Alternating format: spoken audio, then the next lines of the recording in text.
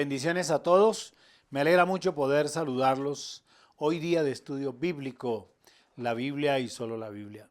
Quiero agradecerles su compañía, agradecer la manera como ustedes envían este link para que otras personas, otros amigos y su familia puedan escuchar estas reflexiones que hacemos cada semana en este lugar. Oro al Señor para que los bendiga siempre y bueno, le agradezco a Él por tener un grupo de personas como ustedes que están siempre atentos y esperando este día para estudiar juntos la palabra de Dios. Hoy vamos a tomarnos un tiempo para hablar acerca de la desesperanza. Vamos a hablar acerca de la desesperanza y quiero tomar como referencia bíblica el capítulo 2 del libro del profeta Habacuc, el versículo 2 y versículo 3. Debo advertir que el profeta Habacuc es uno de los profetas menores de los cuales referencia la Biblia, que Habacuc escribe en un tiempo supremamente complicado, precisamente en el momento de la caída de Nínive. Acuérdense ustedes del mensaje de Jonás a Nínive y su insistencia del Señor por salvarlo, y Habacuc pertenece a ese periodo de tiempo y a ese grupo de profetas que caen luego con su nación bajo el imperio babilónico. Pero es muy interesante hablar hoy sobre esto porque aquí hay alguien desesperado y ese va a ser nuestro tema central. Escuchen lo que Dios le dice a Habacuc. Le dice, y Jehová me respondió y dijo, escribe la visión y declárala en tablas, para que corra el que leyere en ella. Aunque la visión tardara aún por un tiempo, mas se apresura hacia el fin, y no mentirá, aunque tardare, espéralo, escuchen eso, aunque tardare, espéralo, porque sin duda vendrá, no tardará. Y debo entrar diciendo que, pensando un poco en nosotros, seguramente en ustedes y en mí, qué impacientes somos. Si algo carecemos algunos es de paciencia. Bueno, antes de llegar al Señor y antes de estar en el ministerio yo era muy impaciente. Ahora el transcurso de la vida y el ministerio y seguramente los años me han enseñado a tener un poco más de paciencia, pero creo que todos rayamos en muchas ocasiones en la impaciencia. Nos preocupamos porque las cosas no salen como planeamos, nos angustiamos porque las cosas no salen como nosotros quisiéramos o como nosotros queremos. Nos desesperamos. Desesperarse es perder la esperanza. Cuando creemos que nuestras oraciones no son contestadas, o porque a pesar de que oramos y vamos a la iglesia y servimos al Señor, observamos que persisten nuestras dificultades, pues que no somos sanos de la enfermedad que atravesamos, que a veces tenemos circunstancias financieras muy difíciles y que de sorpresa nos llegan cosas y empezamos a orar y estas cosas en nuestra concepción no tienen una respuesta. Entonces, ¿qué es la desesperanza? Sino la pérdida de toda esperanza. Este pasaje, particularmente el libro de Habacuc, el capítulo 1, el capítulo 2 y el capítulo 3, pero fundamentalmente el capítulo 1 y el capítulo 2 mencionan a un hombre, a un profeta, a un hombre de Dios, reclamándole al Señor, como angustiado, en una tremenda angustia, porque su nación iba a ser cautiva. Y él le reclama a Dios y le dice, ¿qué es lo que pasa? No veo respuestas. No veo, Señor, qué está pasando. Y para esto quiero que Angie nos ayude leyendo la entrada del capítulo.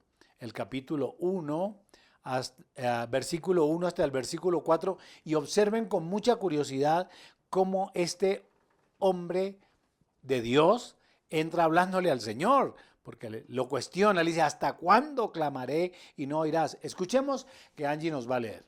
La profecía que vio el profeta Habacuc. ¿Hasta cuándo, oh Jehová, clamaré y no oirás? Y daré voces a ti a causa de la violencia y no salvarás. Porque me haces ver iniquidad y haces que vea molestia. Destrucción y violencia están delante de mí, y pleito y contienda se levantan, por lo cual la ley es debilitada y el juicio no sale según la verdad. Por cuanto el impío asedia al justo, por eso sale torcida la justicia. ¿Sí oyen? La manera como un siervo de Dios, como un profeta, le reclama a Dios. Es muy difícil que uno a su jefe o a su autoridad, uno le diga, ¿hasta cuándo? Y este hombre se atreve a decir, ¿hasta cuándo, oh Jehová, clamaré y no me oirás? Y daré voces a ti a causa de la violencia y no salvarás. Yo percibo aquí en este pasaje a un hombre angustiado. Es la historia de un profeta que parece que hubiese perdido su última esperanza porque ya su nación estaba a punto de caer bajo el yugo, bajo el imperio, bajo la cautividad. Y al cual llega un momento en que Dios le dice, pues ten paciencia, porque lo que yo he dicho, porque mi palabra se cumplirá.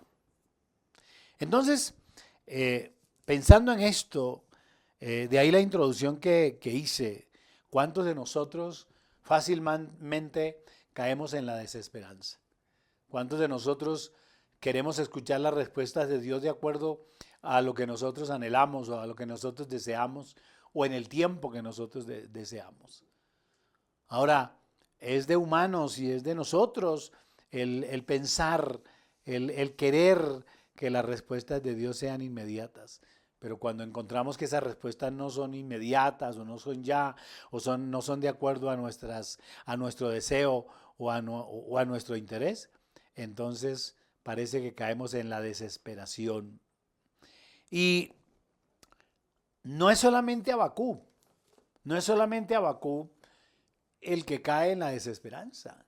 En la Biblia hay varios personajes y personajes muy sobresalientes que llegaron a caer en esta condición, pero hay uno en particular que cayendo en esto nos da una tremenda enseñanza.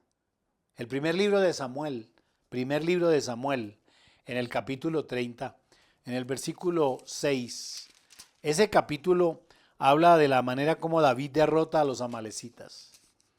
David gana una batalla, suceden algunas cosas, le perdonan la vida a alguien y sucede que David había salido y cuando regresa su pueblo, su nación estaba desolada y la gente, su propio pueblo, estaba pensando en apedrearlo. Escuchen lo que dice el versículo 6 del capítulo 30 del primer libro de Samuel.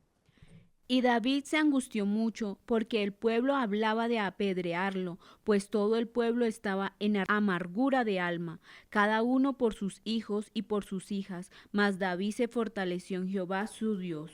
Escuchen eso. Y David se angustió mucho. David iba a ser apedreado. Acaba de ganar una batalla. Su propio pueblo estaba amargado, estaba angustiado. Eso es lo que dice el texto. Tenían amargura de alma por lo que había sucedido. Y lo único que habían pensado es todo su pueblo apedrear a David. ¿Y por qué se angustió? Pues porque él pensó que no había otro camino. Mas el texto dice en la parte D, ahí mismo del versículo 6, mas David se fortaleció en Jehová Dios. ¿Qué significa recibir la fuerza del Señor? Bueno, esto lo que está queriendo decir este texto es que David recibe fortaleza por la palabra, por las promesas. Eso está claro. Cuando David se fortalece en Dios, tiene que recordar las promesas que Dios le había hecho. La garantía que David tenía de la compañía, de la dirección y de la protección divina. Y es que allí está el gran sentido de nuestra fe.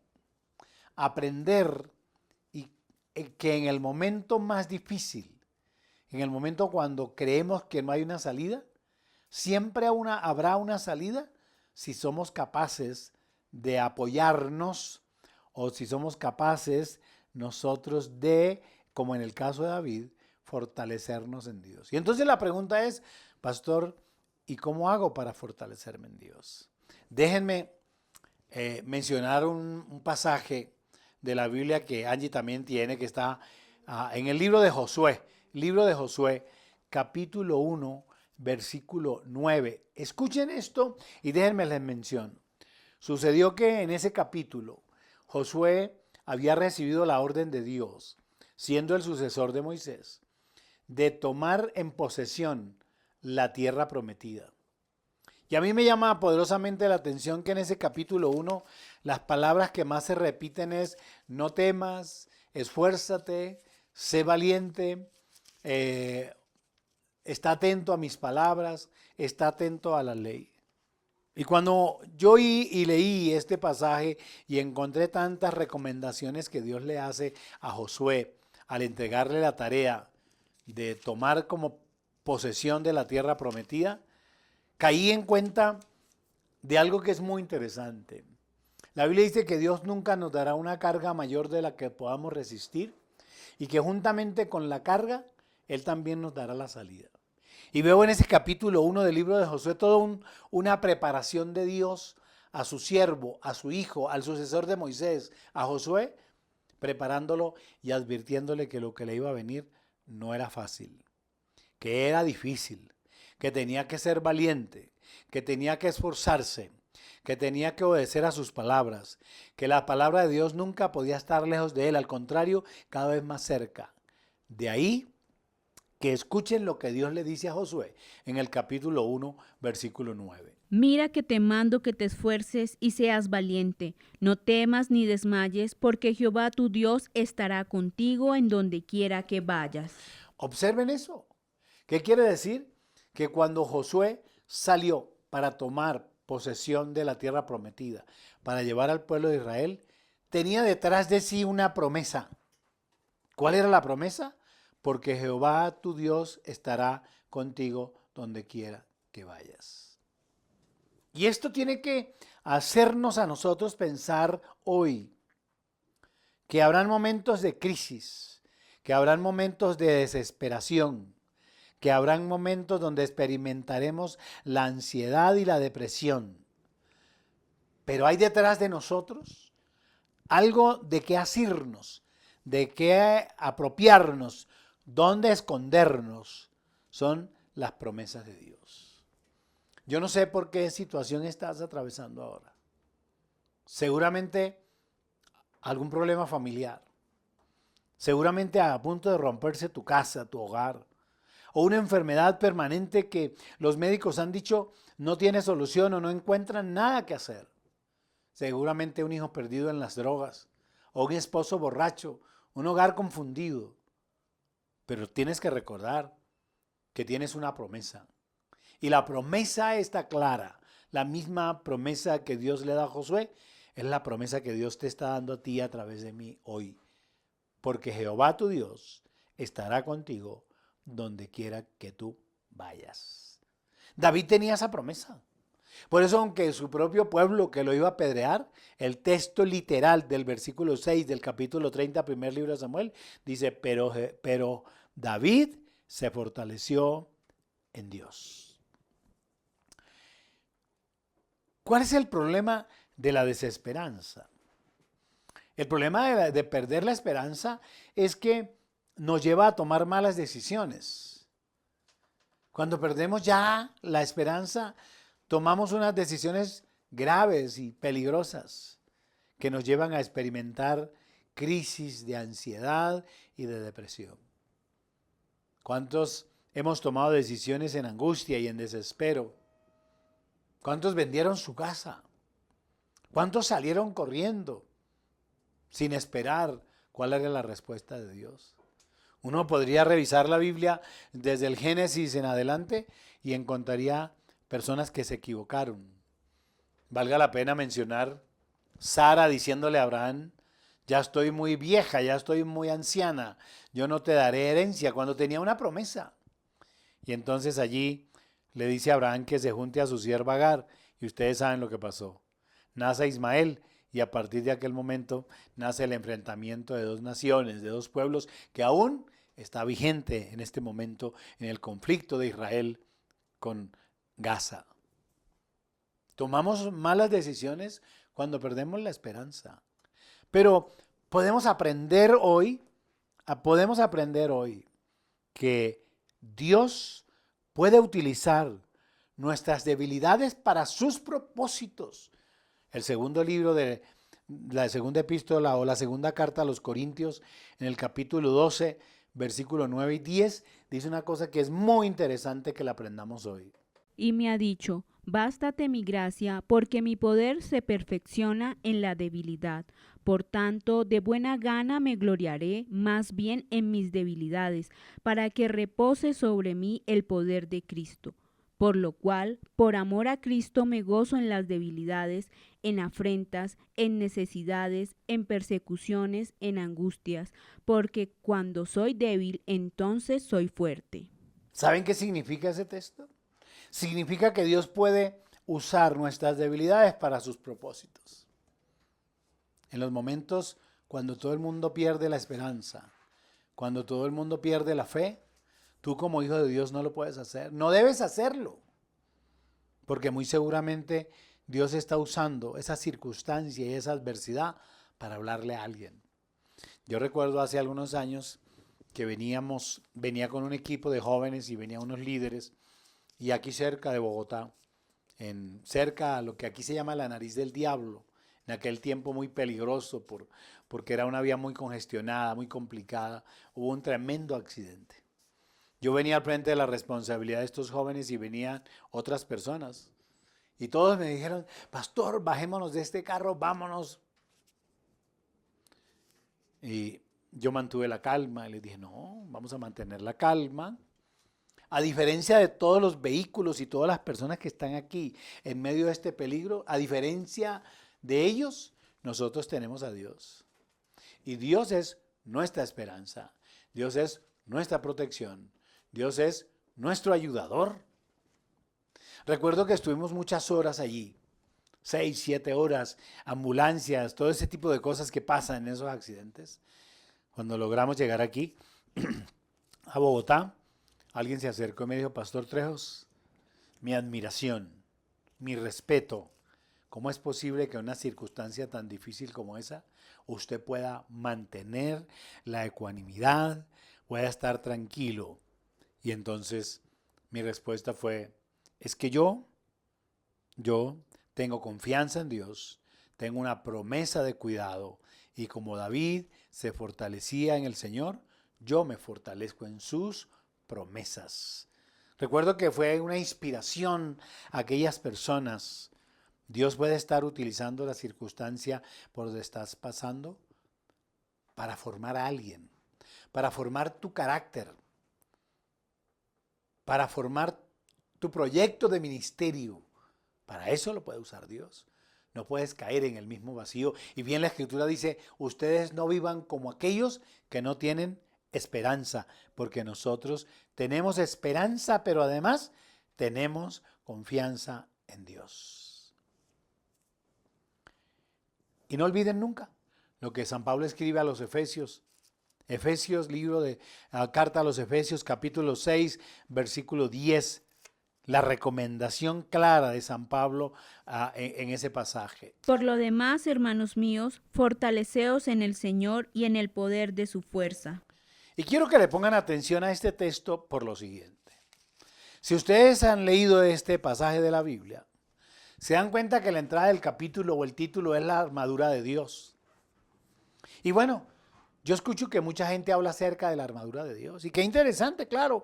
El texto del versículo 11 dice, vestidos de toda la armadura de Dios para que podáis estar firmes contra las acechanzas del diablo. Y nos empieza a explicar, y en el versículo 13 dice, por tanto tomen la armadura de Dios para que puedan resistir. Y entonces empieza a decir que ciñamos nuestros lomos con la verdad, que nos vistamos con la coraza de justicia, etcétera, etcétera.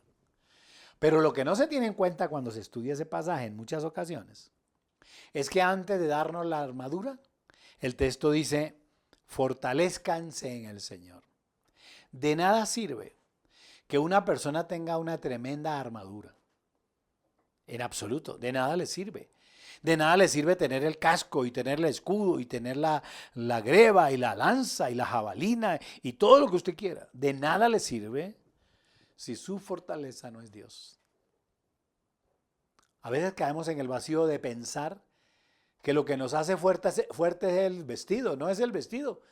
De nada te sirve el vestido, de nada te sirven las armas si no sabes manejarlas. O cuando confías en tu vestido o en tu arma. Mire que cuando Pablo nos va a hablar de la armadura de Dios, lo primero que dice es, fortaleceos en el Señor y en el poder de su fuerza. Es decir, el poder no está en el vestido. No, el poder está en el Señor. ¿Y qué es lo que está diciendo el texto? El texto está diciendo que nuestra fortaleza está en Dios, que nuestra fortaleza debe estar en sus promesas, en su palabra, en lo que Él ha dicho. Y vuelvo a insistir, no sé por dónde estás pasando, si es una enfermedad, si es una crisis financiera, si es una crisis familiar. Pero no caigas en la desesperanza. No, nada. Fortalécete en Dios y en sus promesas. Recuerda su palabra. Yo estaré contigo todos los días hasta el fin del mundo. El que habita al abrigo del Altísimo morará bajo la sombra del Omnipotente. Jehová es mi pastor, nada me faltará. Podría mencionarte muchos. Jehová es mi luz y mi salvación. ¿De dónde vendrá mi socorro? Mi socorro viene de Jehová. Si escucha eso, la seguridad que David tenía en Dios. Dice, ¿de dónde vendrá mi socorro? Mi socorro viene de Jehová que hizo los cielos y la tierra. Es decir, tenía puesta su esperanza en Dios. Y déjenme terminar. Vayamos al Salmo 40. Si lo tienes a la mano, toma tu Biblia y si quieres subrayarlo, subráyalo, pero si no, no te preocupes que aquí va a aparecer el desarrollo de este texto. Hay una relación perfecta entre el Salmo 40 y el Salmo 70. Escuchen lo que está pasando. Yo voy a leer el Salmo 70, algunos versículos, para que luego Angie lea la respuesta de Dios a la súplica de David. Miren lo que dice este hombre. Oh Dios, acude a librarme. Apresúrate, oh Dios, a socorrerme. Sean avergonzados y confundidos los que buscan mi vida. Sean vueltos atrás y avergonzados los que mi mal desean. Sean vueltos atrás en pago de su afrenta hecha los que dicen, Gócense y alégrense en ti todos los que te buscan, y digan siempre los que aman tu salvación, engrandecido sea Dios. Pero escuchen lo que dice en ese versículo 5. Yo estoy afligido y menesteroso. Y le dice a Dios, apresúrate a mí, oh Dios, ayuda a mí y mi libertador eres tú, oh Jehová, no te detengas. O sea que el momento que estaba viviendo David era terrible, terrible. Pero el Salmo 40 nos muestra ya la respuesta de Dios. Y miren lo que dice, versículo 1 y 2. Pacientemente esperé a Jehová, y se inclinó a mí, y oyó mi clamor, y me hizo sacar del pozo de la desesperación, del lodo cenagoso, puso mis pies sobre peña, y enderezó mis pasos. Oh, qué maravilloso eso. Les acabo de leer el Salmo 70. La angustia terrible de David pidiéndole a Dios que le dé liberación. Pero él da una fórmula que a veces nosotros olvidamos. En el Salmo 40, él da la segunda cosa que hay que hacer para no caer en la desesperanza. Dice, pacientemente esperé a Jehová. Esperar pacientemente en Dios. Porque es diferente esperar en los hombres que esperar en Dios. Y yo tengo que decir, porque algunos dicen, es que la paciencia, uno quieto ahí esperando. No. La paciencia no significa quedarse quieto. La paciencia lo que significa es que debo tener fe y no darme por vencido. Eso significa la paciencia. No es estarme quieto. No es no hacer nada. Significa hacer manteniendo mi fe y no darme por vencido. La paciencia entonces es la capacidad de padecer o esperar algo sin alterarnos. Es saber que aunque todos los caminos parece que se cerraran, nosotros seguimos confiando en Dios, nosotros seguimos confiando en el Señor. Es la capacidad de esperar, no en el tiempo nuestro, sino en el tiempo de Dios. Eso es muy importante. Por eso Él dice, pacientemente esperé a Jehová. Y dice, y se inclinó a mí, y Él oyó mi clamor. Es decir, nunca dejó de orar, nunca dejó de esperar, nunca se desesperó, nunca perdió el ánimo ni la fe. Al contrario, dice, Él me hizo sacar del pozo de la desesperación, del lodo cenagoso. Puso mis pies sobre peña y enderezó mis pasos. La paciencia debe acompañar la oración. La paciencia debe ir acompañada de la oración. Está en el Salmo 41, en la parte C dice, y oyó mi clamor.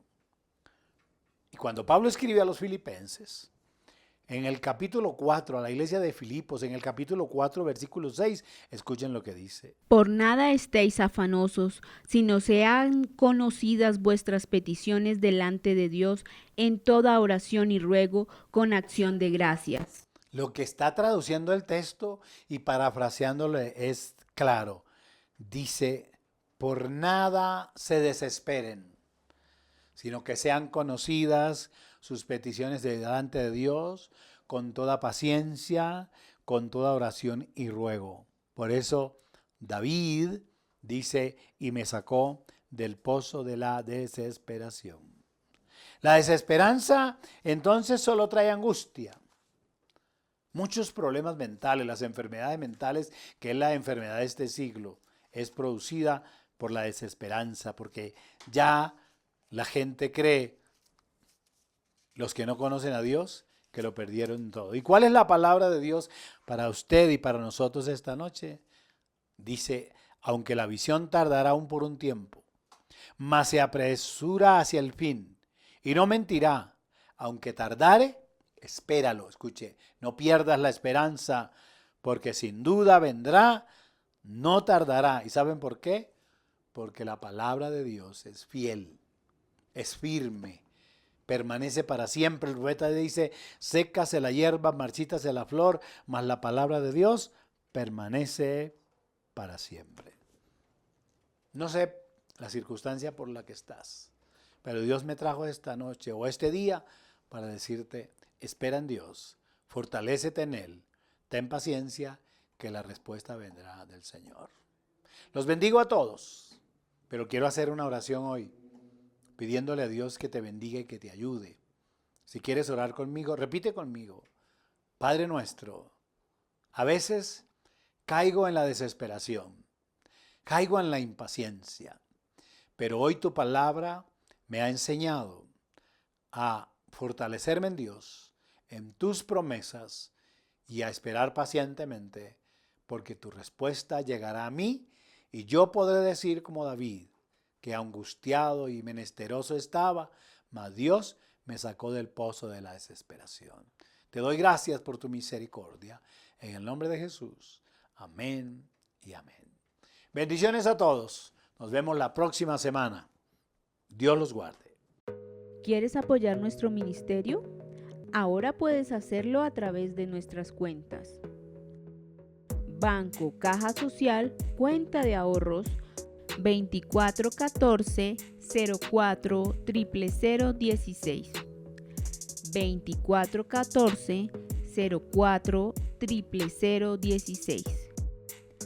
A nombre de la Iglesia Cristiana Misionera El Sol, NID 830-128-669.